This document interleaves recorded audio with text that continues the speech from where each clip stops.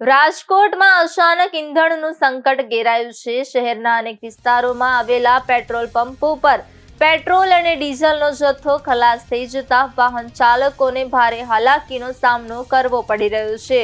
Indian oil અને નાયરાના કેટલાક પંપો પર રાત્રિના 10 વાગ્યાથી જ વેચાણ બંધ કરી દેવામાં આવતા લોકોમાં ફફડાટ ફેલાયો છે। મળતી માહિતી મુજબ છેલ્લા કેટલાક કલાકોથી પેટ્રોલ અને ડીઝલની સપ્લાય ચેઇનમાં વિક્ષેપ પડ્યો છે, જેને કારણે રાજકોટના મુખ્ય માર્ગો પર આવેલા પંપો પર પેટ્રોલ અને ડીઝલનો જથ્થો ઓછો હોવાને લીધે અનેક પેટ્રોલ પંપ સંચાલકોએ ગઈકાલે રાત્રે 10 વાગ્યાથી જ વેચાણ અટકાવી દીધું હતું। આ સ્થિતિના પરિણામે મોડી રાત્રે અને વહેલી સવારે નોકરી ધંધા પર જતા લોકોને ભારે હાલાકીનો સામનો કરવો પડી રહ્યો છે અને પેટ્રોલ માટે એક પંપથી બીજા પંપ સુધી ભટકવાની નોબત આવી છે।